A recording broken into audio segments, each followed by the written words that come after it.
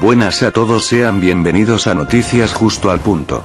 Magistrados del Tribunal Supremo de Justicia venezolano en el exilio activaron el Estatuto de Roma, Justicia Internacional ante la Corte Penal Internacional y comienza una investigación contra la revolución por varios delitos graves, donde incluye el reciente suceso por el caso de Óscar Pérez. A continuación el doctor Pedro Troconis, uno de los magistrados que se encuentra actualmente en el exilio, comentará todo lo referente a este caso. Espero al final del video dejen sus opiniones y comentarios sobre este tema.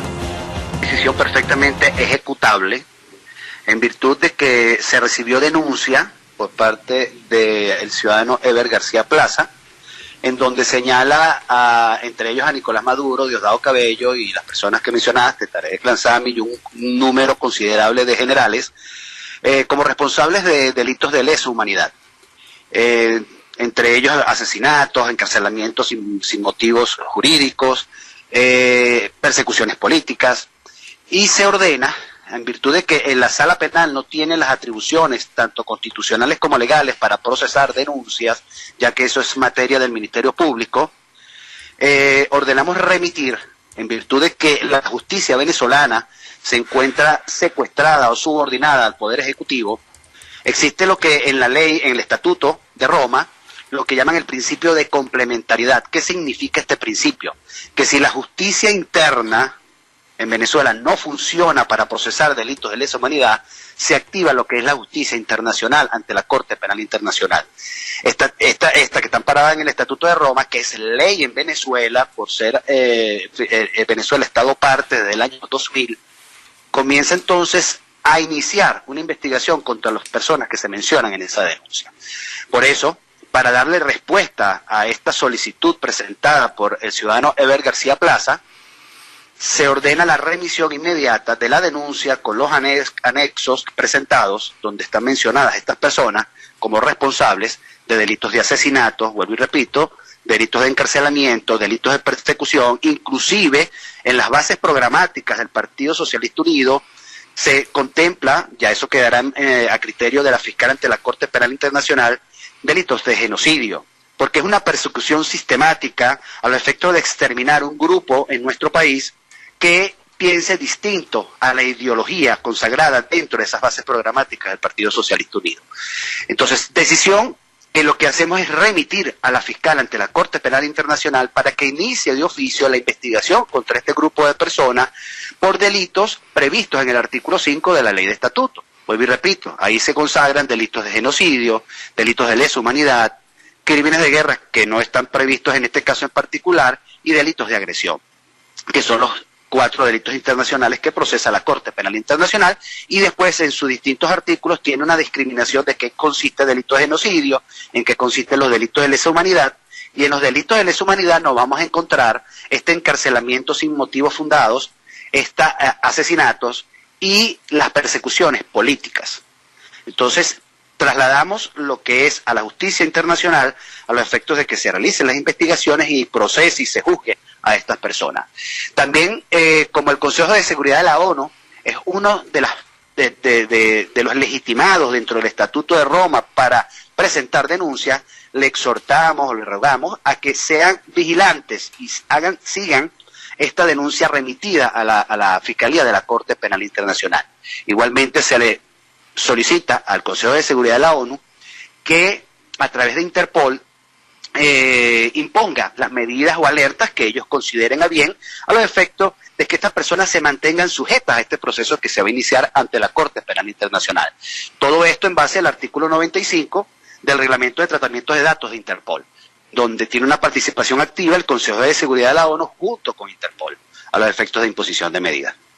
Es decir que en este momento de aceptar esta petición de ustedes como magistrados del Tribunal Supremo de Justicia en el exilio, la Corte Penal Internacional, de enjuiciarlos y quedar como culpables, ¿no? Las autoridades no solamente venezolanas sino internacionales tienen la obligación de buscarlos y llevarlos a prisión. Y hacerlos que se sometan a la justicia internacional. Aquí sí no hay la prebenda de que si el funcionario es de alta jerarquía, que si es el presidente de la República. No, esto no opera a nivel de justicia internacional. Aquí no hay antejuicios de mérito, aquí no hay absolutamente nada de lo que consagra la legislación interna. Simplemente se someten al proceso y si ellos se niegan a someterse a ese proceso, serán entonces en donde la Fiscalía considerará o no si pide a la Sala de Cuestiones Preliminares que se dicte una orden de arresto contra estas personas a los efectos de llevarlos a proceso. Esto sucedió en un caso que tiene antecedentes, en el caso de la República Democrática del Congo, en donde su presidente fue presentado ante la Corte Penal Internacional por el propio Estado parte a través de una denuncia, y él mismo fue procesado, inclusive condenado, y en estos momentos está pagando una condena por delitos de lesa humanidad. Otro antecedente tenemos al presidente de la República Centroafricana. Tenemos en Sudán, inclusive, fue presentada la denuncia directamente por el Consejo de Seguridad de la ONU, porque, como te repito, en el artículo 13 del Estatuto de Roma, dentro de las instituciones que tienen cualidad para presentar denuncias ante la Fiscalía, se encuentra el Consejo de Seguridad de la ONU. Entonces, por eso la exigencia al Consejo que sea vigilante y siga esta denuncia que se le está pidiendo a la fiscal ante la Corte Penal Internacional, que inicie de oficio en contra de estos funcionarios mencionados. Ahora, usted dice que es ley en Venezuela, así lo afirmó, pero tantas cosas son leyes en Venezuela, tantas cosas son obligatorias por parte de la Constitución y se viola descaradamente la Constitución y no solamente el régimen.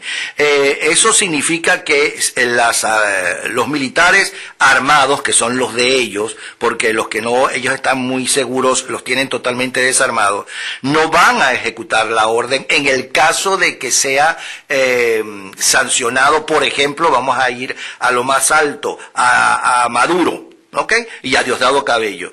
Eso significa también entonces que la Interpol o quien sea puede entrar en Venezuela legalmente y secuestrarlos, como se hizo con tantos dictadores. Voy más allá, Napoleón. Funcionario que se niegue a ejecutar órdenes de la Sala de Cuestiones Preliminares, peticionadas previamente por el fiscal ante la Corte, que se niegue a ejecutar dicha orden, bien sea de aprehensión, bien sea otros tipos de medidas, se le puede iniciar directamente una investigación como complicidad en los delitos que se le imputan a estas personas. Entonces ahí es donde el funcionario debe pensar, bueno, ya aquí estoy escapa de la jurisdicción, la ley interna, que vuelvo y repito, el Estatuto de Roma es ley interna.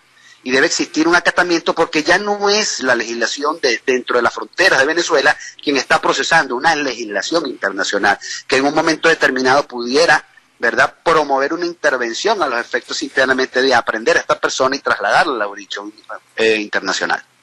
Y la sanción y la posibilidad de ejecutar esa sanción en caso de que sean sancionados es obligación de las policías del mundo entero.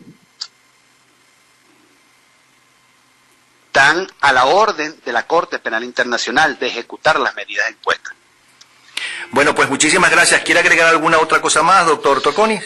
Bueno, Napoleón, que el trabajo que estamos haciendo, muchos dirán, bueno, que el Tribunal Supremo de Justicia en el exilio, ¿qué facultades puede tener o no?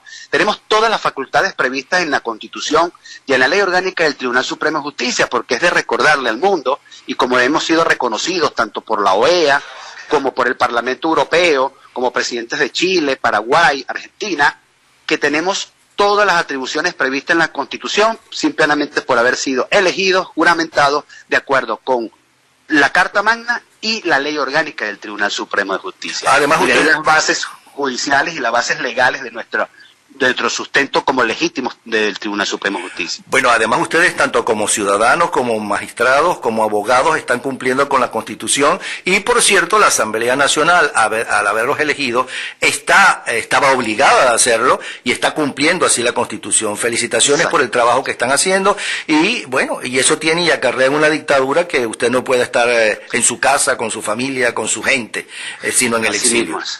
Y también exhortamos a cualquier persona que tenga conocimiento sobre delitos de lesa humanidad o delitos internacionales o crímenes internacionales, que perfectamente presente sus denuncias, porque ya existe lo que llamamos la antecedente, la jurisprudencia creada por este Tribunal Supremo de Justicia para remitir todas las denuncias que se reciban a la Fiscalía ante la Corte Penal Internacional. Por cierto, esto que ustedes acaban de hacer agiliza aún más la intervención de un juicio en la Corte Penal Internacional, ¿no? Claro, porque se le exige, no, pues esa no es la palabra correcta, se le exhorta a la fiscal que inicie de oficio esas investigaciones, y es un organismo reconocido en Venezuela quien se lo está peticionando. Entonces, en consecuencia, el camino es mucho más expedito y mucho más fácil para la fiscal ante la Corte Penal Internacional. Gracias, el magistrado doctor Pedro Troconis, con la noticia judicial del día y de interés para no solamente Venezuela, sino en el resto del mundo.